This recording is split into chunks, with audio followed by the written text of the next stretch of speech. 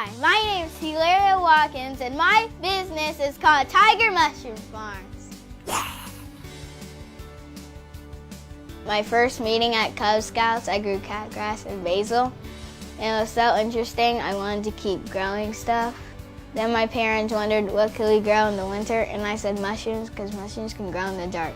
So we did some research because we were like, mushrooms? Like, who knows anything about growing mushrooms? So we bought a box kit, about yay high, put it on the kitchen counter, watched it grow. Everyone in the family loved it.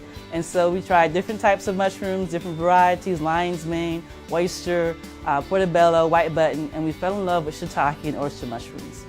We figured out that shiitake needed to be in a cold environment and oyster needed to be in a hot environment.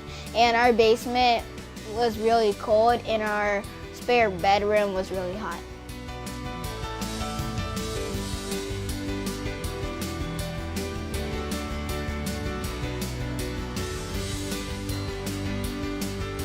These are blocks made from sawdust. We put mycelium on it and we have to water it every day so the mushrooms will grow. And so it myceliates in about 17 days and it starts to pin.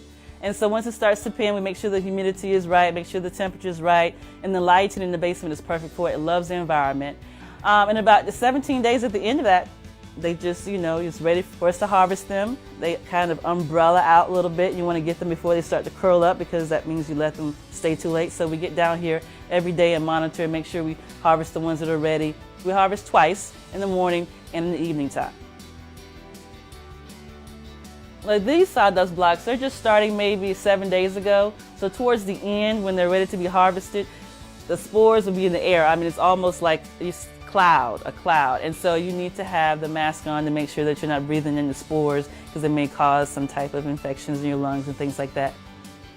We grew too many mushrooms and we couldn't eat them all and they would rot. So we thought that we could sell them at North Markets. Well, you have to have a vendor's license and then you have to have insurance. So we said we might as well make it a small business. And he was a Tiger Cub Scout, so that's where the name came from, Tiger Mushroom Farms. I have a question. How do you grow these? We grow my shiitake from my basement. So what are the requirements for growing them in your basement? My shiitake grow from sawdust blocks made from sweet gum and oak.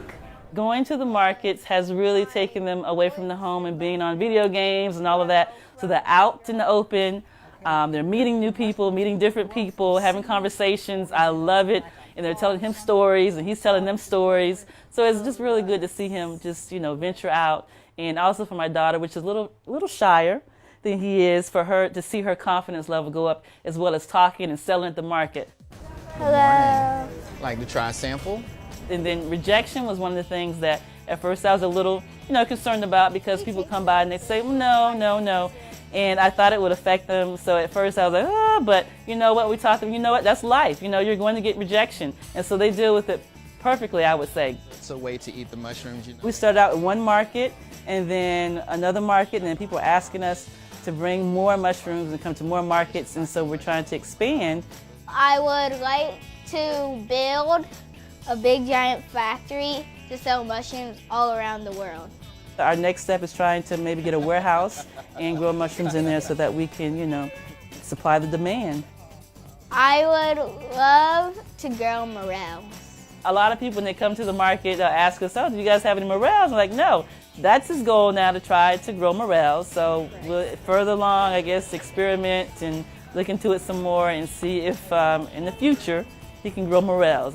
You can cut up these pink oyster, get bow tie pasta, and get some Alfredo sauce and some tomatoes and spinach, and cut those up and put it in and cook it.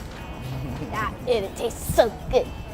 We are doing this full time now. This is a business that we're trying to help our son grow, and it's something that we will give to him once he's 18 or when he's ready to take it over. We supported him when he had that first little dream of having a mushroom farm. We didn't know anything about it, so it's like a learning curve for us, but it was something he was passionate about. We said, well, we're going to try it, and it just got bigger and bigger. And so we said, hey, let's roll with it. Very good. Thank you, sir. Thank you very Thanks much. so much.